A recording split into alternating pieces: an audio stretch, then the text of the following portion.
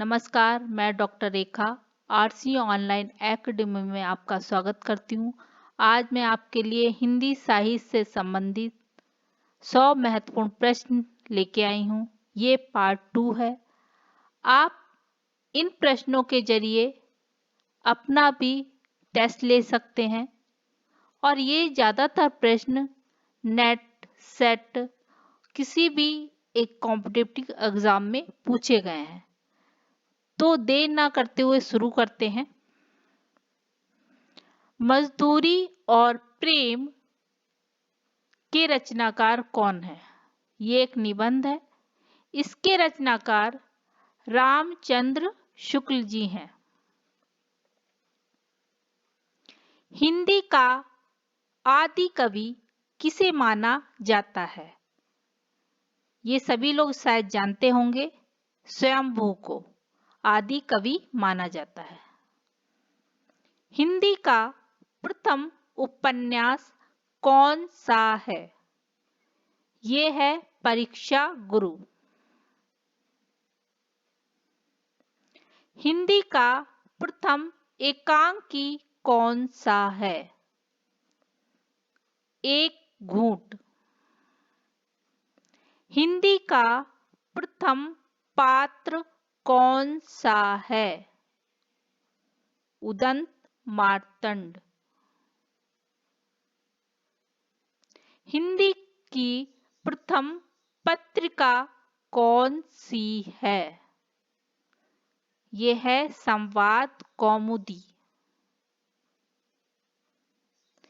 हिंदी की वर्णमाला में कितने स्वर व कितने समस्वर होते हैं? इसमें 11 स्वर और 33 समस्वर होते हैं।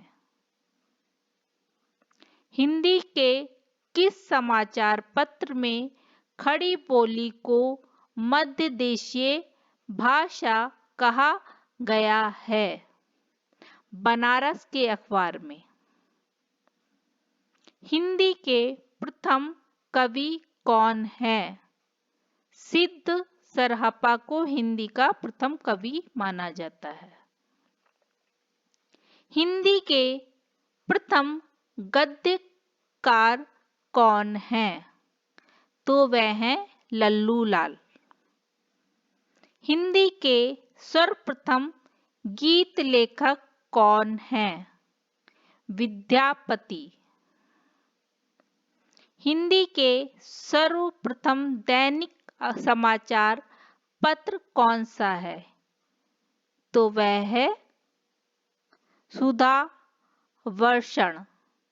ये हिंदी का दैनिक समाचार पत्र। हिंदी के सर्वप्रथम प्रकाशित पत्र का नाम क्या है? वह है उदंत मार्तंड। मध्य प्रदेश के किस जिले को देश का प्रथम हिंदी साक्षर जिला घोषित किया गया है? नरसिंहपुर को घोषित किया गया है। अटल बिहारी वाजपेयी हिंदी विश्वविद्यालय कहाँ है? तो ये भोपाल में है, मध्य प्रदेश। अतीत के चलचित्र के रचयिता कौन है? महादेवी वर्मा। अपभ्रंश का वाल्मीकि किसे कहा जाता है? ये बहुत ही फेमस या महत्वपूर्ण प्रश्न है। तो स्वयंभू को अपभ्रंश का वाल्मीकि कहा जाता है। 18वां प्रश्न है, अपभ्रंश भाषा के प्रथम व्याकरणाचार्य कौन है? वह है हेमचंद्र। अपभ्रंश में कृष्ण काव्य के प्रणेता कौन है? वह है पुष्पदंत। अबला जीवन हाय तुम्हारी यही कहानी, आंचल में है दूध और आंखों में पानी। उपयुक्त पंक्तियों किस काव्य की हैं? मतलब ये पंक्तियां किस काव्य की हैं? तो ये यशोधरा से ली गई हैं पंक्तियां, बहुत ही फेमस पंक्तियां हैं ये। मनुष्य के आचरण के प्रवर्तक भाव या मनोविकार ही होते हैं, बुद्धि नहीं। ये कथन किसका है? ये कथन आचार्य रामचंद्र शुक्ल जी का है। मसी कागद चियो नहीं, कलम गही नहीं हाथ। इस पंक्ति के रचयिता कौन है? ये बहुत ही महत्वपूर्ण पंक्तियां हैं। ये है कबीरदास की। अमीर खुसरो ने किसके विकास में अग्रणी भूमिका निभाई? तो उन्होंने खरी बोड़ी के विकास में बहुत बड़ी भूमिका निभाई है। अमीर खुसरो ने जिन मुकरियों, पहेलियों और दो सुखनों की रचना की है, उसकी मुख्य भाषा क्या है? उसकी मुख्य भाषा खड़ी बोली है। अवधी भाषा के सर्वाधिक लोकप्रिय महाकाव्य का नाम क्या है? ये है रामचरितमानस। अशोक के फूल के रचनाकार हैं। ये निबंध संग्रह है और इसके रचनाकार हैं हजारी प्रसाद द्विवेदी जी। अष्टचाप के सर्वश्रेष्ठ भक्त कवि कौन हैं? वह हैं सूरदास। महादेवी वर्मा को किस रचना के लिए ज्ञानपीठ पुरस्कार मिला? उनकी रचना है यामा। इसके लिए उन्हें ज्ञानपीठ पुरस्कार प्राप्त हुआ था। आंसू के रचयिता कौन है? आंसू एक काव्य है, इसके रचयिता हैं जयशंकर प्रसाद। आंचलिक रचनाएं किससे संबंधित होती हैं? ये क्षेत्र विशेष से संबंधित होती हैं आंचलिक रचनाएं। आचार्य रामचंद्र शुक्ल ने त्रिवेणी में किन तीन महाकवियों की समीक्षाएं प्रस्तुत की हैं? वह कवि हैं सूरदास, तुलसीदास और जायसी।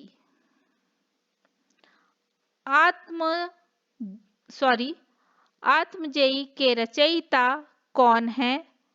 इसके रचयिता कुंवर नारायण हैं।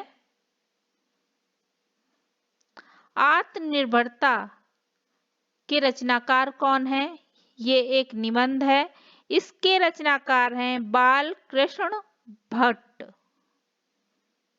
मुझे तोड़ न लेना बनमाली, उस पथ में देना तुम फेंक, मातृभूमि पर शीश चढ़ाने जिस पथ जावे वीर अनेक। इस पंक्ति के रचयिता कौन है?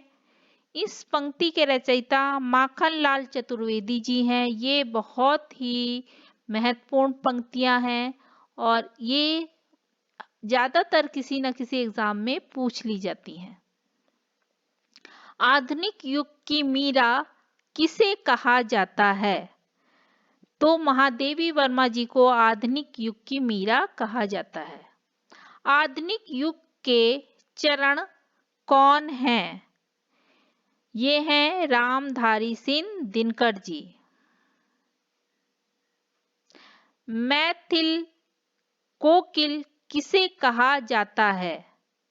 वह विद्यापति जी को कहा जाता है। मैथिली किस राज्य की भाषा है? मैथिली बिहार राज्य की भाषा है। मैला आंचल उपन्यास के लेखक कौन हैं? फणीश्वर नाथ रेणु मैला आंचल के लेखक हैं। ईदगाह के रचनाकार कौन है? ईदगाह एक कहानी है, इसके रचनाकार प्रेमचंद जी हैं। उर्दू किस भाषा का शब्द है? उर्दू तुर्की भाषा का शब्द है। ये युग बच्चे के समान हंसता खेलता आया था, जिसमें बच्चों की सी निश्चलता, अक्खड़पन, सरलता और तन्मयता थी। ये कथन किस आलोचक का है? ये कथन आचार्य रामचंद्र शुक्ल जी का है। एक भारतीय आत्मा किसे कहा जाता है? माखनलाल चतुर्वेदी जी को एक भारतीय आत्मा कहा जाता है। ऑस्टिक भाषा समूह की भाषाओं को बोलने वालों को क्या कहा जाता है? उनको किरात कहा जाता है। ये क्वेश्चन कभी-कभी एग्जाम में आ जाता है। रंगभूमि के रचनाकार कौन है? रंगभूमि एक उपन्यास है। इसके रचनाकार प्रेमचंद जी हैं। कठिन काव्य का प्रेत किस कवि को कहा जाता है? केशवदास जी को कठिन काव्य का प्रेत कहा जाता है। कथा सम्राट किसे कहा जाता है? प्रेमचंद जी को कथा सम्राट कहा जाता है। कबीरदास की भाषा क्या थी? इनकी भाषा सधुकड़ी थी। कलम का सिपाही किसे कहा जाता है? मुंशी प्रेमचंद जी को कलम का सिपाही कहा जाता है। कलम का सिपाही क्या है? ये एक जीवनी है। रक्त है या है नसों में छिद्र पानी, जांच कर तू शीश दे देकर जवानी। इस पंक्ति के रचयिता कौन है? इस पंक्ति के रचयिता माखनलाल चतुर्वेदी जी हैं। रस मीमांसा रस सिद्धांत से संबंधित पुस्तक है। इस पुस्तक के लेखक कौन हैं? इस पुस्तक के लेखक आचार्य रामचंद्र शुक्ल जी हैं। रसिक प्रिया के रचयिता कौन हैं? इसके रचयिता केशवदास जी हैं। राग दरबारी उपन्यास के रचयिता कौन हैं?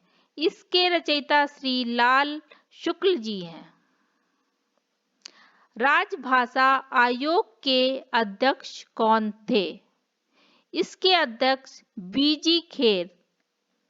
इनका पूरा नाम है बाल गंगाधर खेर। अगर कोई भी कभी एग्जाम में पूछ लिया जाता है कि इनका पूरा नाम बताइए तो आप बोल सकते हैं बाल गंगाधर खेर। रानी केतकी की कहानी की भाषा को क्या कहा जाता है? इनकी कहानी की भाषा जो है वह खड़ी बोली है। रानी केतकी की कहानी के रचयिता कौन हैं? ईशा अल्लाह खां रानी केतकी की कहानी के रचयिता हैं। रामचरितमानस की भाषा क्या है? इसकी भाषा अवधी है। रामचरितमानस में कितने कांड हैं? इसमें 7 कांड हैं। दिवसावसान का समय मेघमय आसमान से उतर रही है, वह संध्या सुंदरी परी सी धीरे धीरे धीरे। इस पंक्ति के रचनाकार कौन है? इस पंक्ति के रचनाकार सूर्यकांत त्रिपाठी निराला जी हैं। ले चल मुझे भुलावा देकर मेरे नाविक धीरे धीरे। इस पंक्ति के रचयिता कौन है? इस पंक्ति के रचयिता जयशंकर प्रसाद जी हैं। वही मनुष्य है जो मनुष्य के लिए मरे के रचयिता कौन है? इसके रचयिता मैथिली शरण गुप्त जी हैं। ये पंक्तियां जो मैं बता रही हूँ बहुत ही महत्वपूर्ण हैं। ये ज़्यादातर एग्जाम में पूछी गई हैं, इसलिए मैंने इन पंक्तियों को भी इस वीडियो में सम्मिलित किया है। अब क्वेश्चन है, वापसी किस विद्या में रचित है? तो ये कहानी में रचित है। विक्रम संवत का शुभारंभ कब हुआ? इसका आरंभ 57 में हुआ था। इसके बारे में थोड़ा सा मैं बता देती हूँ कि विक्रम संवत का उद्भव और प्रयोग सम्राट विक्रमादित्य ने ईसा पूर्व 57 में प्रचलन आरंभ करवाया था। आप अगर कोई पूछे तो आप थोड़ा सा डिटेल में भी बता सकते हैं। विद्यापति की पदावली की भाषा क्या है? इनकी भाषा जो है वह है मैथिली। वीर गाथा काल के सर्वश्रेष्ठ कवि कौन माने जाते हैं? तो वीर गाथा काल के सर्वश्रेष्ठ कवि हैं चंद बरदाई। वीरों का कैसा हो बसंत कविता के रचयिता कौन है? इसके रचयिता हैं सुभद्रा कुमारी चौहान। व्यवस्थाप्रियता और विद्रोह का विलक्षण संयोग किस प्रयोगवादी कवि में सबसे अधिक मिलता है? तो वह अज्ञे में मिलता है। शिव शंभू के चिट्ठे से संबंधित रचनाकार कौन है? इसके रचनाकार हैं बाल मुकुंद गुप्त। शिवा भवानी के रचनाकार कौन है? इसके रचनाकार हैं भूषण। शेष कादंबरी के रचयिता कौन है? अलका सारावकी इसके रचयिता हैं। श्रद्धा किस कृति की नायिका कौन है? मतलब श्रद्धा जो कृति है उसकी नायिका कौन है? उसकी नायिका है कामायनी। संविधान की 8वीं अनुसूची में शामिल की गई 4 नई भाषाएं कौन सी हैं? वह हैं संथाली, मैथिली, बोडो और डोगरी। ये 4 भाषाएं सम्मिलित की गई हैं। संविधान के किस अनुच्छेद के अनुसार हिंदी भारत की राजभाषा है? अनुच्छेद 343(1) में ये बताया गया है। संसद से सड़क तक काव्य के रचनाकार कौन है? इसके रचनाकार हैं सुदामा पांडे धूमिल।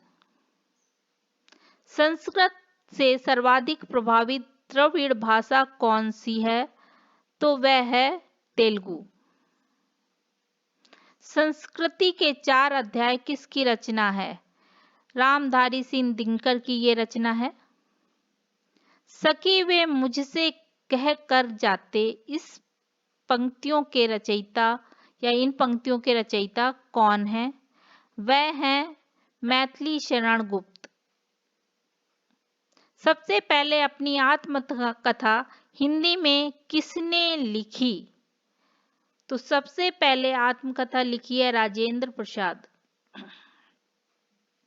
साच बराबर तप नहीं, झूठ बराबर पाप, इस पंक्ति के रचयिता कौन है? इस पंक्ति के रचयिता हैं कबीर दास जी। साहित्यकार अज्ञे जी का पूरा नाम क्या है? ये क्वेश्चन इतनी बार एग्जाम में पूछा जाता है, बहुत बार, तो आप इसको अच्छे से देख लीजिए। इनका पूरा नाम है सच्चिदानंद हीरानंद वत्स्यायन अज्ञे। इनका पूरा नाम ये है, तो आप इसको रट लीजिए। भाषित वली के लेखक कौन है? तो इसके लेखक हैं मयूर।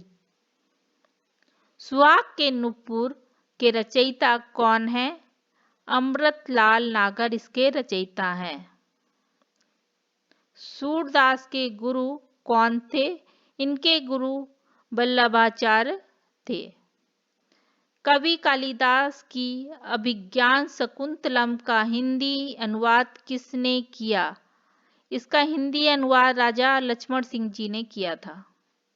कस्तूरी कुंडल बसे किसकी आत्मकथा है? ये आत्मकथा मैत्री पुष्पा जी की है। कादंबरी के लेखक कौन है? कादंबरी के लेखक बाणभट्ट हैं। कामायनी किस प्रकार का ग्रंथ है? ये एक महाकाव्य है। किस इतिहासकार ने सर्वप्रथम रीतिकालीन कवियों के सर्वाधिक परिचयात्मक विवरण दिए हैं? तो मिश्र बंधुओं ने सर्वाधिक परिचयात्मक विवरण दिए हैं। किस काल को स्वर्ण काल कहा जाता है? भक्ति काल को। किस छायावादी कवि ने संवाद शैली का सर्वाधिक उपयोग किया है? जयशंकर प्रसाद जी ने सर्वाधिक प्रयोग किया है। किस देश में अधिकतम संख्या में भाषाएं बोली जाती हैं? वह है भारत।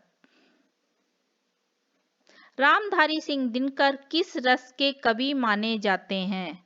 ये वीर रस के कवि माने जाते हैं।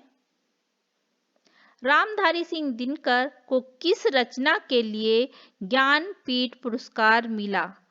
ये रचना थी उर्वशी। इसके लिए इन्हें ज्ञानपीठ पुरस्कार दिया गया था। रीतिकाल का वह कौन सा कवि है जो अपनी मात्र एक कृति से हिंदी साहित्य में अमर हो गया?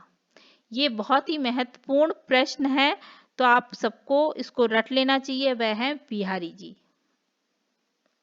सर्वप्रथम भारत को इंडिया किसने कहा?